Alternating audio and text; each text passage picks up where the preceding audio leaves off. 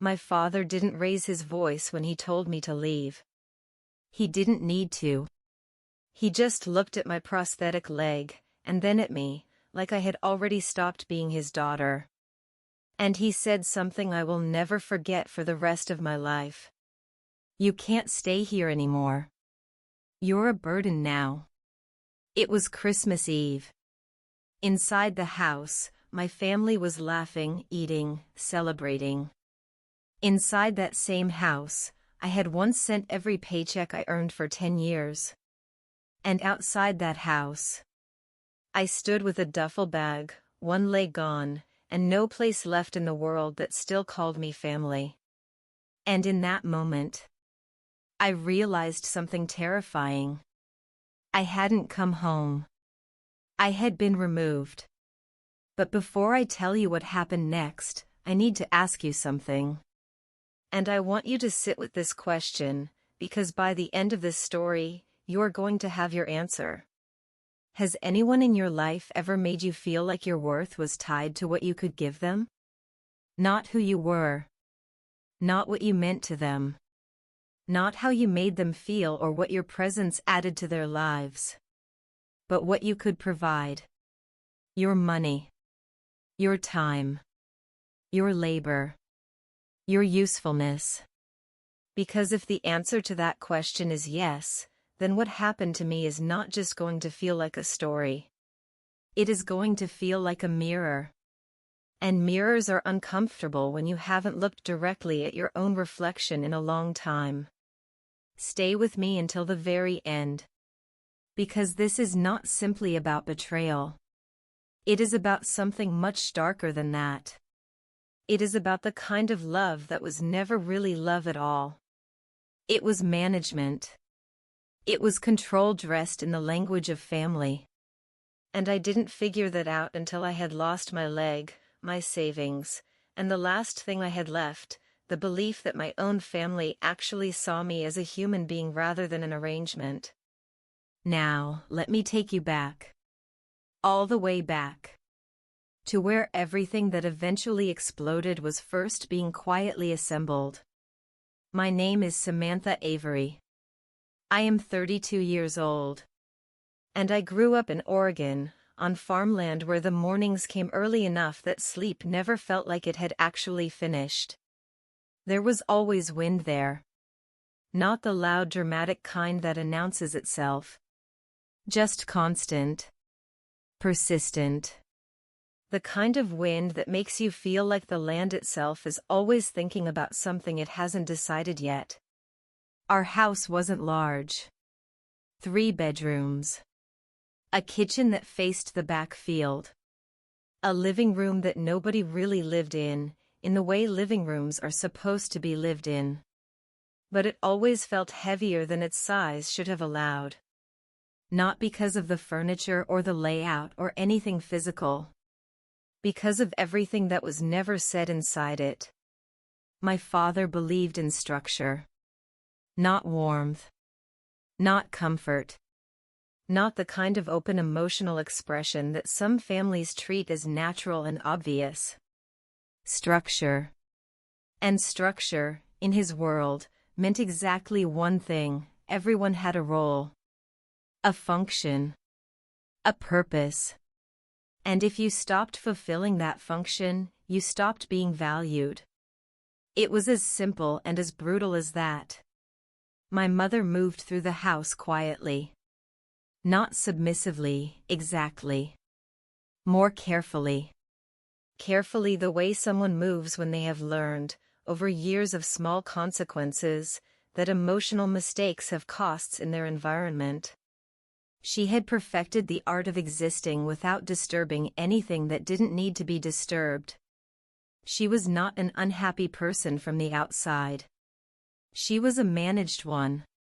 My brother, who was 3 years younger than me, learned the same lessons earlier and applied them more efficiently.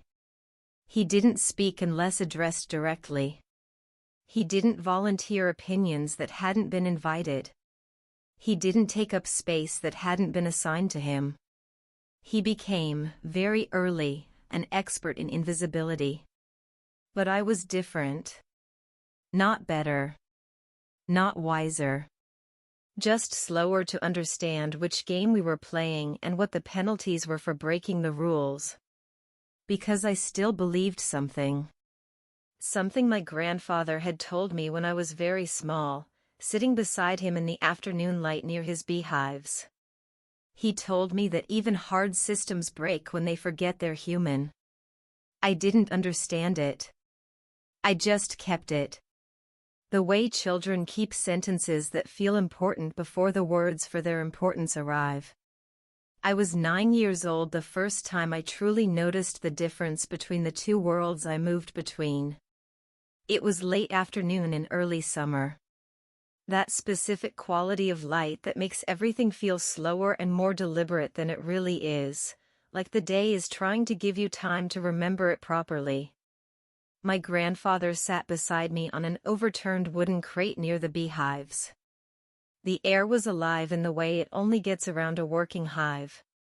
Thousands of wings generating a sound that was somehow both chaotic and organized. Not noise. Not silence. Something in between that my body understood before my brain did. I asked him something simple, the way 9-year-olds ask simple questions that are actually larger questions wearing smaller clothes. I asked him if the bees ever got lost. He didn't answer right away. He watched one bee land on the lip of a frame, hesitate for half a second, then move forward. Finally he said, "Not lost. Just misplaced sometimes." Then he was quiet again. That word attached itself to something in me. Misplaced. Not destroyed. Not abandoned. Not finished. Just temporarily without the coordinates of where it belonged. Like direction was still available, it just hadn't been located yet. I didn't know why that word mattered so much at 9 years old. I know now. It was the first time anyone had ever given me a word for the feeling I had most of the time and didn't yet have language for. When I came back home that evening, the contrast arrived before I had even crossed the threshold. Not physically. The house looked the same. But emotionally, the air changed the moment I stepped inside. My grandfather's space had felt open in a way that invited you to take up room inside it. Our house felt precisely calibrated. Designed to accommodate function rather than presence. My father was at the kitchen table reviewing numbers. Farm accounts. Papers spread across the surface in a way that communicated, this space is occupied by something important and you are adjacent to it rather than part of it. He didn't look up when I came in. "Where were you?" he asked. Not curious. Accounting. I told him I'd been at my grandfather's. That answer changed the temperature of the room. Not dramatically. Just slightly. Like a thermostat responding. He said, "We don't spend too much time over there." I asked why, the way 9-year-olds ask why, without calculating the risk of the question. He finally looked up at me. Not all the way. Just enough to close the conversation. He said, "Because it makes people think they can exist without structure." Then he returned to the papers. And that was it. No follow-up. No elaboration. Just a sentence. But that sentence landed somewhere deep and stayed there. That night I lay in bed thinking about two worlds. One where bees moved in every direction and still belonged somewhere. One where people stayed in their assigned positions and somehow felt less grounded than the bees. I was 9 years old and I couldn't have articulated that distinction yet. But I could feel it. And feelings, I have learned, always understand things before words are given permission to arrive. The older I got, the clearer the rules of my father's world became. Nobody wrote them on a wall. Nobody sat me down and explained them. But they operated the way gravity operates. Invisible, constant, and completely without compassion for those who forgot about them. Success earned attention. Usefulness earned approval. Neediness earned distance. I absorbed these rules the way children absorb everything difficult that their environment teaches them, which is through repetition rather than instruction. I didn't learn them from a single moment. I learned them from 1,000 small moments, each one adding another layer to a belief system I thought was just the truth about how people worked. When I brought home good grades, my father noticed me in a way that felt warm. When I helped around the farm without being asked, he acknowledged me with something close to pride. When I anticipated a problem and handled it before it became his problem, I received that specific nod of recognition that felt, at the time, like being fully seen. But the moment I needed something in return, the moment I was scared or hurt or sad, the room around me became quieter than it should have. The attention withdrew. The presence reduced. And I was left with the lesson of that withdrawal, whether I understood it as a lesson or not. I remember one winter afternoon when I was 11. I was helping my older cousin repair fence boards along the eastern edge of the property. The wood was cold and hard, and my fingers were clumsy with the temperature. I slipped. My knee caught the corner of a board and tore open. Not deeply. Not seriously. But enough to bleed through my jeans and enough to send a particular sharp sting up through my entire leg that made my eyes water without my permission. I walked inside expecting the basic human response. Instead, my father looked at the injury the way a mechanic looks at a small scratch on a bumper. Assessing damage relative to function rather than pain relative to experience. "Can you still walk?" I nodded. "Then you'll be fine." End of conversation. At 11 years old, I accepted this completely. Because you normalize whatever raises you. You absorb its logic as the logic of the world. It isn't until you encounter something different that the comparison begins. And comparison is what starts to fracture things open. A few years later, I spent an entire summer working alongside my father doing equipment repairs. Long, brutal days. Splinters and cuts and heat that made the air shimmer and sweat that stained everything. I pushed through every single session because I believed I was finally earning something real. Not just his approval in the narrow, everyday sense, but his respect. The specific recognition that comes from being seen as capable by someone whose judgment you have organized your life around. Near the end of August, he handed me $20. I wasn't disappointed by the amount. The money was irrelevant. What I wanted was what the money was supposed to represent. And for a moment, before he spoke again, I thought I was going to get it. He looked at me and said, almost as an afterthought, "People only keep their place when they remain useful." I nodded. I memorized it. I carried it forward like wisdom. It took me almost 2 decades to understand that it wasn't advice at all. It was a declaration. It was the operating manual for our entire family, handed to a 14-year-old girl who was just grateful enough to be acknowledged that she didn't read the fine print. People only keep their place when they remain useful. Not when they are loved. Not when they are family. When they are useful. That is not parenting. That is inventory management. The bee farm remained my only real escape. Not exciting. Not dramatic. Just peaceful in a specific, irreplaceable way that nothing else in my life provided. There were entire afternoons where I sat near the hives and contributed nothing. Just listened. The sound was never exactly the same twice. Thousands of tiny independent decisions producing something collectively coherent. Purpose that didn't require anyone to evaluate it. Order that didn't require fear to maintain it. One afternoon I asked my grandfather why he liked bees so much. He smiled and pointed toward the nearest hive. He said, "Because they don't pretend." I frowned. He said, "They are exactly what they are." That confused me for years. Later I understood it with a clarity that changed how I saw almost everything.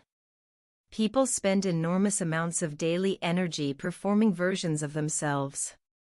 Versions that protect them. Versions that earn approval. Versions that fit into the shape the people around them need them to take.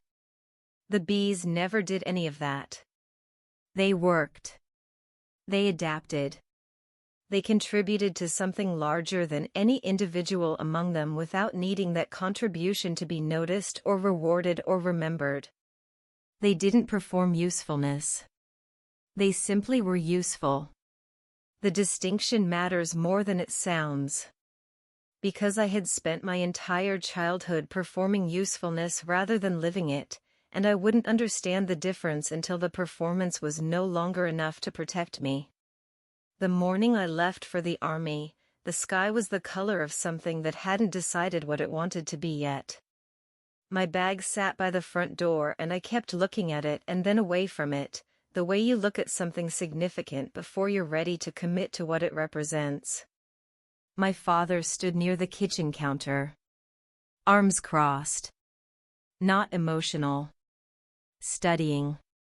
My mother hugged me longer than usual, but something about the hug felt like she was holding back the part of it that would have cost her something. My brother stood behind her, present but not quite there, like a person standing just inside the edge of a photograph. My father came forward last. He looked at me for a long moment. Then he placed a hand briefly on my shoulder and said, "Don't come back unchanged."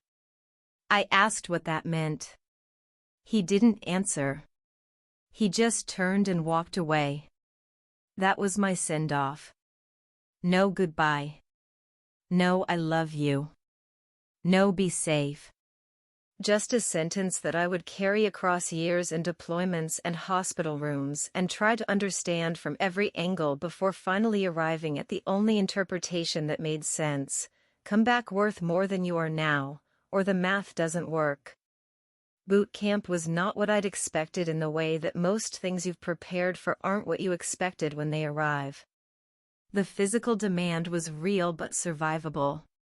What I hadn't anticipated was the psychological undoing. Not cruelty. Just systematic deconstruction of the identity you brought in through the door, so that something more useful could be assembled in its place. Days collapsed into commands. Commands collapsed into exhaustion. Exhaustion became the normal operating condition until eventually it wasn't even uncomfortable anymore, just present. What I didn't expect was how often I thought about home during the rare quiet moments. And I don't mean I thought about it with longing. I mean practically. Because within months, the letters began. My mother's handwriting. My father's shorter notes. And always the same undertone regardless of whose handwriting was on the envelope. We could use help this month. Your brother's school fees increased. The equipment is behind on maintenance. The roof has been a problem since August. Let us know if you can. And I always could. Because saying no felt like snipping something invisible that I was terrified of unraveling. I told myself families helped each other. I told myself this was what loyalty looked like. I told myself that sacrifice was normal and that the people who didn't sacrifice for their families were the ones something was wrong with. I had the entire justification assembled before anyone even asked for it. That is what years of conditioning produces. Not compliance under pressure. Compliance that arrives voluntarily before the pressure is even applied. The strange thing about obligation is the shape it takes when it first arrives. It almost never looks like pressure. It arrives dressed in the language of love. Of responsibility. of what good people do for the people who raised them. You don't see the mechanism underneath it because the surface is something you genuinely want to believe in. Months turned into years. Promotions came. New assignments. Different bases. Different seasons. Different people whose faces I can still see clearly even though most of their names have blurred. But the pattern with my family never shifted. Every time I began constructing something for myself, another request materialized. The truck. The medical bills. The equipment. The roof again. The unexpected expense that always had a specific name and a specific explanation that always sounded temporary. I never stopped to ask why the temporary situations never resolved into permanence. I just kept transferring. I remember sitting in the barracks one evening after a 16-hour training cycle that had left my body feeling like it had been wrung out and placed back imprecisely. The room was quiet except for the air vent that ran constantly regardless of what the temperature outside was doing. Most of the others were asleep. A few were watching something on their phones. I was staring at my banking app. Another transfer. A significant one. Another silent promise that next month would be different. I sat there telling myself the things I always told myself. Families help each other. Sacrifice is normal. Loyalty has a cost and paying it is what separates people who actually love from people who only say they do. But underneath those words, in the part of myself I was deliberately not visiting, a question was forming. It was asking why helping them always seemed to require doing damage to myself. I closed the app before the question could finish. Because some questions feel dangerous before you have the architecture to hold the answers. A few weeks later a package arrived from home. Small box. Brown paper. My name in my mother's handwriting. For a moment before I opened it I felt genuine warmth. Proof that someone had thought about me not as a resource but as a person they missed. I took it back to my room and opened it carefully. Inside was a Christmas ornament I had made in elementary school out of craft sticks and glitter, most of the glitter long since migrated to other surfaces. A small photograph of the farm. And a note in my mother's handwriting, "We found this while cleaning. Thought you might want it. Love, Mom." That was the entirety of it. No, how are you? No, I miss you. No, we're proud of you. Just an artifact. Returned by mail. I sat with that ornament in my hands for a long time. Not because it was precious. Because it reminded me of a version of myself that still genuinely expected things from people. A version that hadn't yet accumulated the data points that were quietly assembling themselves into a picture I didn't want to look at directly. I hung it beside my bunk anyway. I think I needed the evidence that I came from somewhere real. Even if that somewhere was increasingly difficult to recognize as the place I'd been telling myself it was. There was a woman I met named Rachel. Older than me by a few years. Sharp in a way that didn't announce itself, the kind of sharp that observes more than it demonstrates. We were sitting outside one evening after a long day, watching the sun pull itself below the roofline of a building none of us would remember later. She asked, very casually, "Do your parents ever help you?" I laughed. Not because it was funny. Because the question felt genuinely foreign. Like asking if the sun had ever asked me how I was doing. "What do you mean?" She shrugged. Financially. Emotionally. Anything. I thought about it longer than the question should have required. "Not really," I said. She nodded slowly. "Then, what happens if you stop sending money?" The question found something specific and undefended inside me. I looked away. I don't know. She waited a beat. Then, have you ever tried? There it was. The question I had been carefully routing around for years. Not because I didn't know the answer. Because I was afraid I did. The conversation moved on, but her words didn't. For months afterward, I found myself paying a different kind of attention to my family. Not listening for affection. Listening for what wasn't there. Calls became easier to analyze once I stopped filtering them through the hope of what they might be and started simply observing what they were. Sometimes entire conversations would end without a single question about how I was doing. The focus drifted always back to logistics. Money. Problems. Needs. At first I told myself I was misreading things. Then I realized I wasn't misreading them. The realization didn't come loudly. It came the way unwanted clarity usually comes. Quietly. Incrementally. The way a room that's been getting colder for hours finally becomes too cold to ignore. And still I kept sending money. Because accepting the truth would have required changing my behavior. And changing my behavior would have forced everyone else to reveal theirs. And I was not yet ready to be in the room when that happened. The deployment began the way deployments begin. Waiting. Then movement. Then routine that convinces you it will continue as routine. Until the moment it doesn't.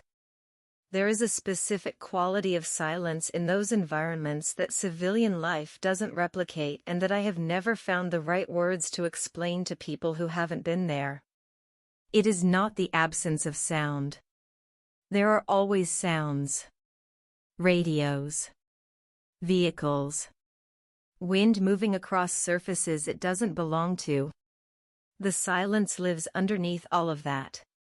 It is the silence of not knowing what the next moment contains. And that uncertainty does something specific to time. It makes 5 minutes feel like 20. It makes you hyper-aware of details that wouldn't register anywhere else. The temperature of the air. The weight of your own breath. The way shadows fall at specific times of day. I remember the last normal moment with a kind of clarity that still feels wrong for something that happened so fast. A shift in the air pressure that my body registered before my brain did. A sound that didn't belong to anything on the list of things that were supposed to be there. And then the world simply skipped. One frame to the next. Like a film with footage removed. Moving, and then not moving. Conscious, and then somewhere else entirely. When I woke up, the ceiling was too white. The specific white of a place where serious things happen and someone has decided that cleanliness is a kind of reassurance. A nurse's voice reached me before anything visual did. She said I was in recovery. She said I was safe. I didn't respond. Not because I couldn't. Because I wasn't processing safety. I was processing a sensation that arrived before I had fully opened my eyes. A specific absence. A weight that wasn't there that should have been. I looked down slowly. My left leg was gone below the knee. There was no screaming. No dramatic collapse. No cinematic breakdown. Just a sentence assembling itself slowly in the back of my consciousness, one word at a time. My life has been changed without my permission. And then, I need to go home. Not because I needed help. Because I still believed, in that specific vulnerable moment, that home meant returning to something familiar. Something that would be present for me in the exact proportion that I needed it. I didn't know yet what I was about to find out. I asked for my phone on the third day. The nurse hesitated before handing it to me. That small hesitation registered in a way I couldn't explain. When I called home, it rang longer than it should have. My mother answered. I could hear the adjustment in her voice the moment she recognized mine. Not relief. Something more careful than relief. She asked if I was okay. I told her what had happened. There was a pause. And then she said, "Oh." One syllable. Flat. Then, "We'll talk later.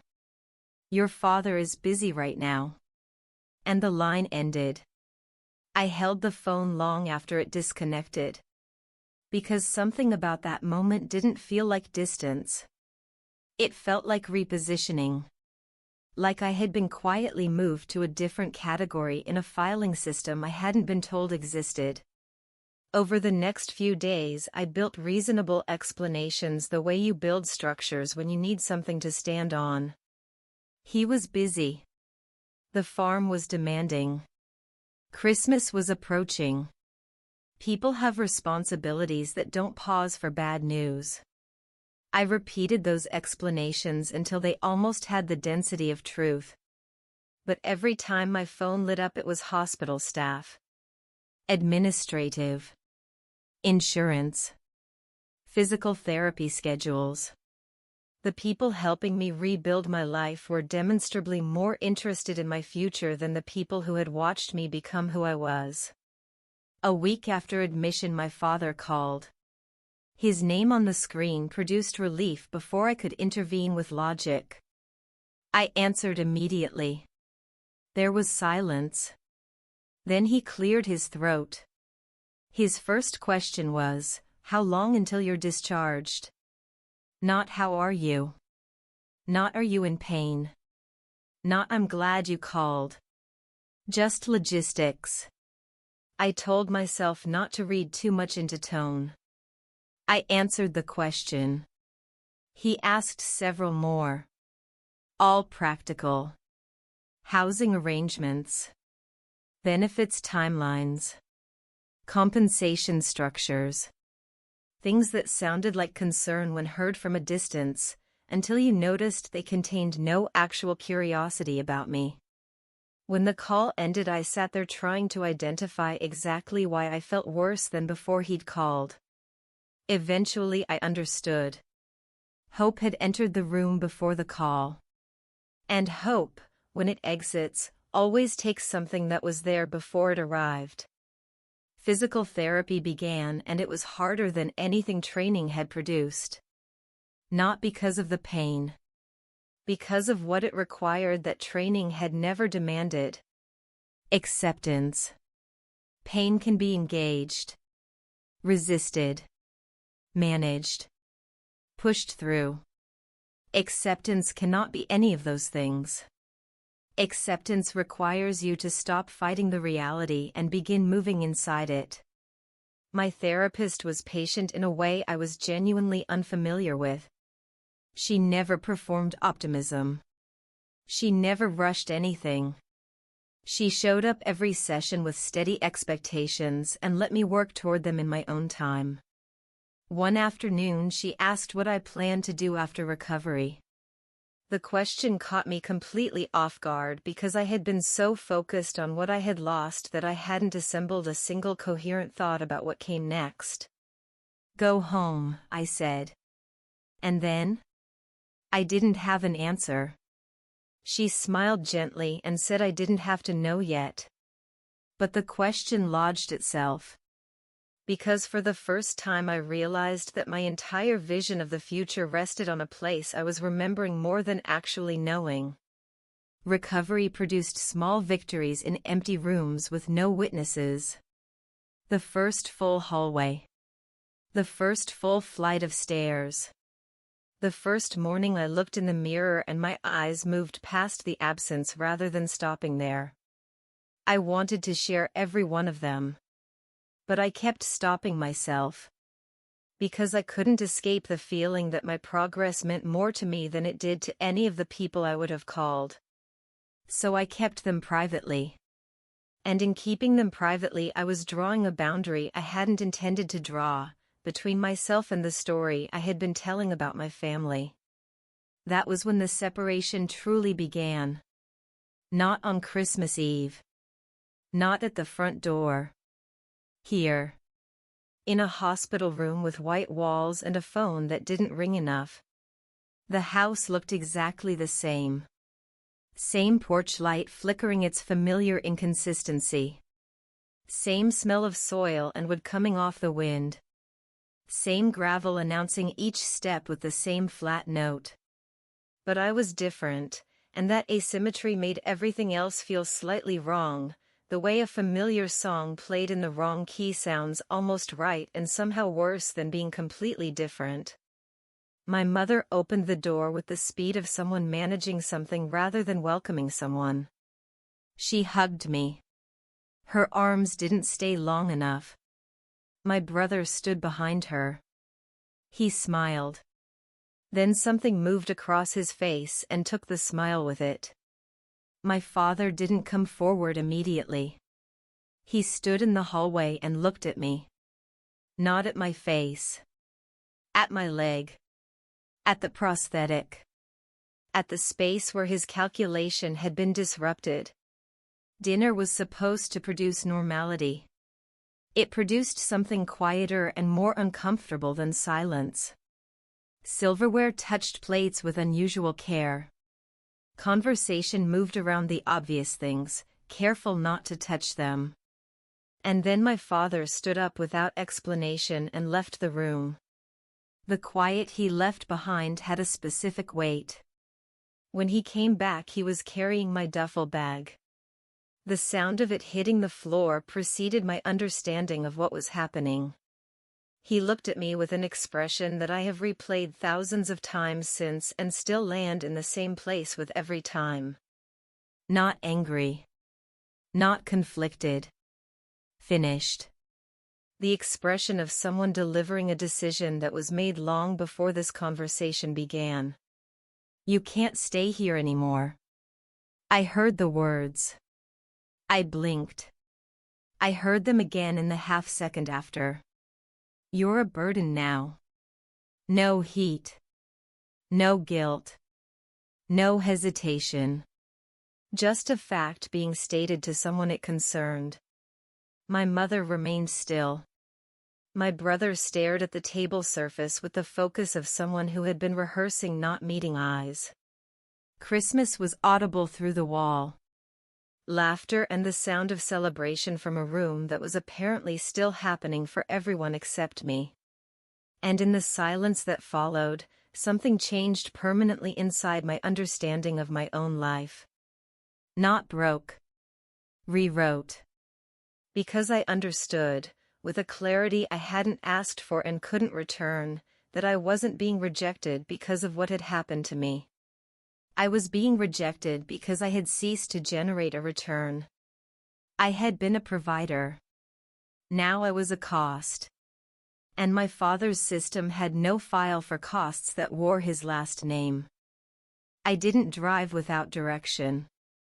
I already knew where I was going before I had consciously made the decision. My grandfather's farm. When I arrived, the air changed before I had even stepped out of the car. Less calibrated. More present.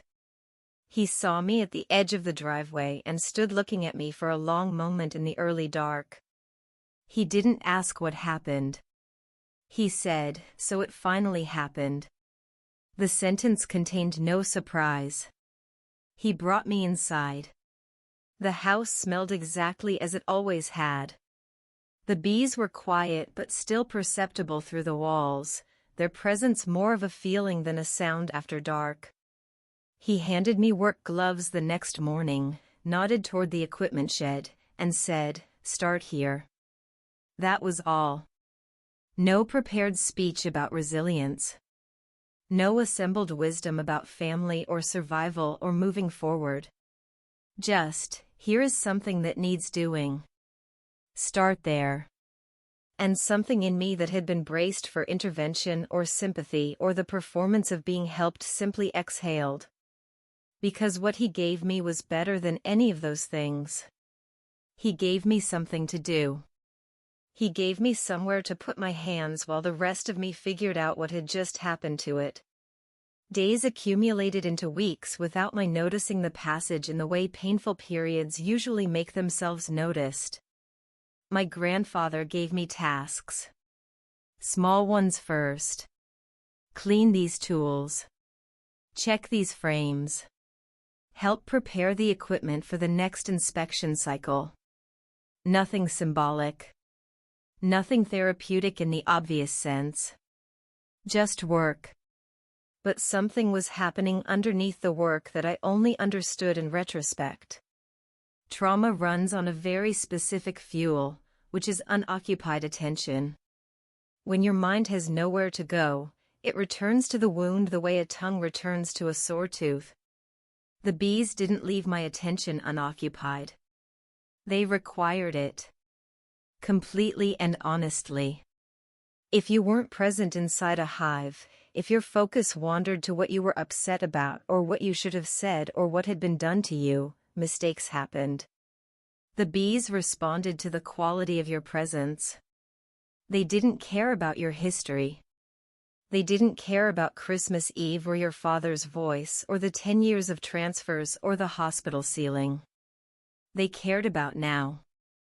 About what your hands were doing and whether your movements were calm and deliberate or distracted and anxious.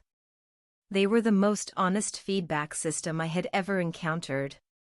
One afternoon while I was helping inspect frames, my grandfather noticed me staring past the hives. He said, "You're somewhere else." I said I was just thinking. He said, "Thinking and observing are not the same thing." Then he returned to work. That night I understood what he meant. Most of what I called thinking was arguing. Imaginary conversations with people who weren't present. Defenses assembled against accusations that hadn't been spoken. I was living inside courtrooms where all the proceedings had already concluded and I was just continuing to show up and relitigate. The bees had been trying to pull me out of those courtrooms every morning. And slowly, without ceremony, they were succeeding. One evening as the sun was reducing itself to a thin line above the fields, I asked my grandfather directly whether he had known. Whether he had seen what my father was capable of before it happened. He was quiet for a long time. Then he said, "I knew they were capable of choosing usefulness over love." The precision of that sentence operated differently than I expected. Not dramatic. Just exact. Like someone naming the thing clearly for the first time after years of everyone dancing around it. I asked why he hadn't told me. He said, "Would you have believed me?" The answer came before I could shape it into something more comfortable.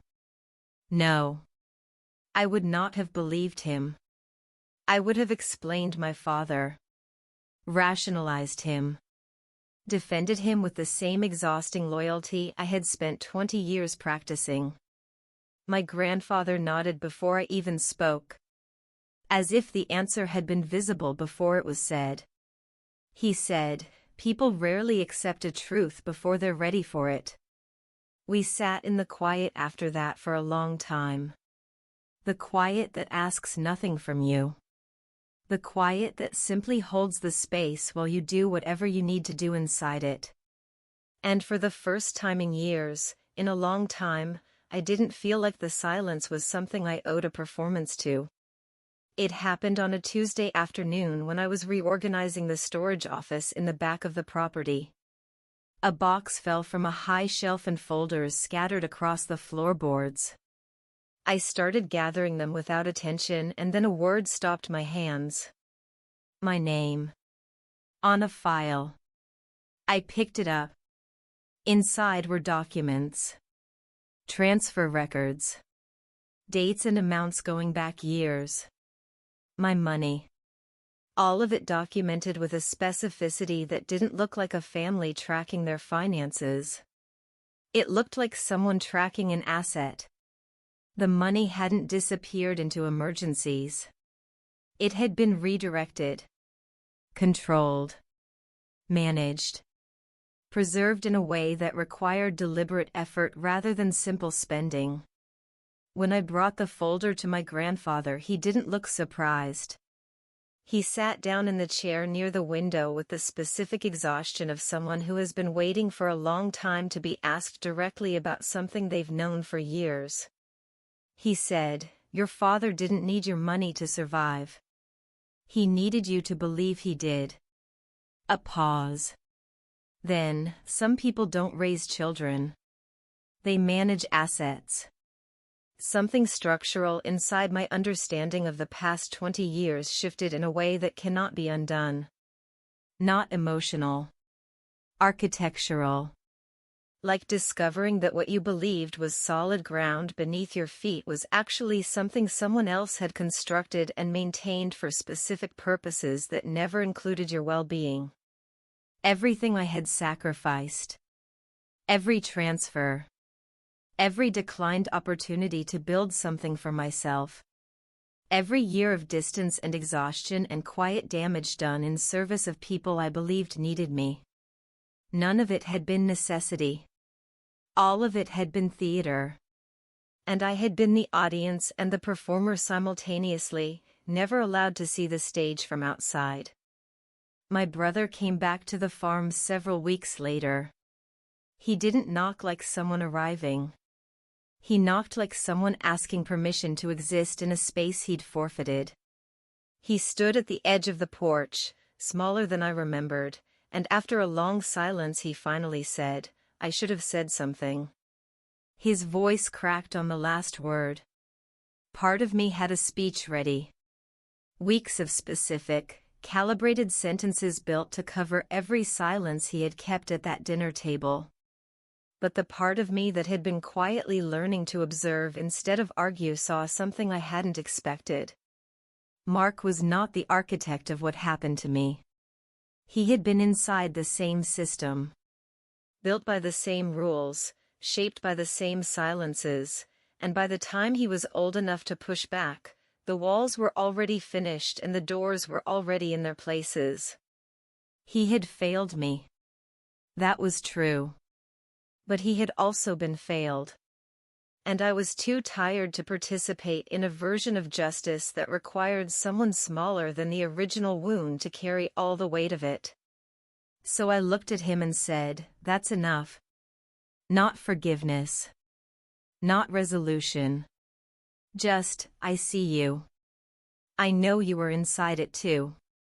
That acknowledgement cost me something real. And it gave me something back I didn't expect, the first genuine forward motion since Christmas Eve. Here is what the bees taught me, and I mean this with literal precision rather than poetry. Bees do not stay in places that can no longer sustain them. When a hive becomes dysfunctional, when the conditions deteriorate beyond what work and adaptation can repair, they leave. No long argument. No waiting for the colony to acknowledge what went wrong. No hoping someone will eventually notice and fix it. They simply relocate and rebuild from nothing, without looking back at the old hive with longing or resentment. For most of my life I believed leaving meant failure. I believed staying, regardless of cost, was the truest expression of loyalty. I had built an entire moral framework around endurance, around absorbing difficulty as proof of love. The farm dismantled that framework slowly and without ceremony. What replaced it was simpler and more honest and harder to live inside, because it required responsibility rather than victimhood. Leaving is not failure. Leaving is information. It is the clearest signal a living thing can give: this place cannot sustain me, and I respect myself enough to act on that. My family did not destroy me. They revealed something that had been present and unexamined my entire life. The love I had spent decades trying to earn had never been love. It had been management. Deliberate, long-term management of my willingness to provide. And once you hold that document in your hands and read it without looking away, you cannot fold it back into the shape it used to be. The system only works when you don't see it. Once you see it, you are already somewhere outside it. That is not devastation. That is the beginning of something the arrangement was specifically designed to prevent: your freedom. Now I want you to understand something about the money, because it would be easy to hear that part of the story and reduce it to, my family stole from me. That framing is legally accurate and humanly incomplete. The money was not just money. It was the physical form of my belief that I was loved. Every transfer was an act of faith, an assertion that these people would receive what I offered in the spirit I offered it. What was actually happening, every single month for a decade, was that I was paying for a feeling that was never being provided. You cannot buy love from people who are managing you. You can fund the performance of the relationship. But what you are purchasing is not love. It is the continuation of the arrangement. And arrangements are not families. I would have kept paying indefinitely had my body not made the payment stop for me. That is the dark poetry of it. The explosion that took my leg did not create my story. It ended the arrangement. And in ending the arrangement, it forced everyone who had been benefiting from it to finally show, with perfect clarity, what it had actually been built around. My grandfather never said "I told you so." There was no satisfaction in him when I arrived at his door with the proof of everything he had always known. There was only tired relief. He never asked me to relitigate the past. He gave me work and presence and the freedom of a place that expected nothing from me that I wasn't genuinely capable of giving. That is what love actually looks like. Not the performance of caring. Not extraction dressed in the language of family. Just presence. Recognition that requires no production. The space to be exactly what you are without the constant anxiety of whether what you are is currently enough. And in giving me that, he gave me something I had never had before, a reference point. Once you have felt what the real thing feels like, you cannot pretend the imitation is the same. It becomes the standard. And most things, I found, did not meet it. But some things did. So here is what I am leaving with you, and I mean this as directly as I know how to say it. You came to this story for a reason. You stayed for a reason. Stories about betrayal and the specific grief of loving people who see you as a resource rather than a person do not find audiences who have nothing at stake in them. They find people who recognize something. If there is a person in your life who makes you feel like your belonging is conditional, who pays attention to you in direct proportion to what you are currently providing, who becomes distant the moment you need something instead of offering something, who has taught you through years of small consistent lessons that love is earned rather than given, I am asking you to stop explaining that away. Not to burn everything down tonight.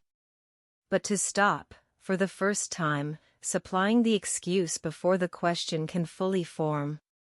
That discomfort you are feeling right now is not confusion. It is your own intelligence trying to reach you across years of conditioning that has been telling it to be quiet. The bees do not perform loyalty to a colony that cannot sustain them. They do not mistake endurance for belonging. They are exactly what they are, they need exactly what they need, and they move toward what can actually provide it without guilt and without waiting for permission. That is not cold. That is the most honest form of survival available to any living thing that takes itself seriously enough to act on what it knows. Survival is not endurance alone. It is placement. Knowing when you are no longer in the right place is the most important knowledge a person can carry. Some truths don't heal you. They redirect you. And redirection, after enough years of walking confidently in the wrong direction, is the most generous thing that can happen to a person, even when it arrives in the most brutal possible form. I am not fine in the way our culture wants people who have been through something to eventually become fine. What I am is clear. Clearer than I have ever been about who I am, what I will and will not participate in, and what love looks like in actual practice rather than performance. That clarity cost a great deal, years, money, a leg, and the childhood version of my family that I had been protecting in my imagination long after the real version stopped deserving that protection. My father did not wake up one morning and decide to harm me. He raised me the way he was raised. He passed down the only framework he had ever known for what family meant and what a person's value required. He was also a product of a system that had failed to show him anything different. That does not excuse Christmas Eve. It does not return what was taken. But it complicates the simple story of villain and victim that I spent the first months telling myself, because the truth is more uncomfortable than villainy. Broken systems reproduce themselves unless something interrupts the pattern. My grandfather was the interruption. He never dismantled my father's world directly. He just kept building his own. Kept the door open. Kept the hives running. And when the moment finally came that I needed somewhere to go, the place was already there, already built, already waiting. That is what I think about now when I think about the future. Not how to fix what broke, but what I am quietly building, right now, that might be there for someone else when they need it. Because that is what people who have been given something real do with it. They build it forward. They keep the door open. They let the wind through. And they trust that the bees will find it when the time is right. You can take a person's leg. You can take their money and their home and their belief in the place they came from. But you cannot take understanding from someone who has already earned it. It belongs to them completely. It is the one thing that cannot be repossessed. I own mine. And I am, in the way that matters most, exactly where I am supposed to be.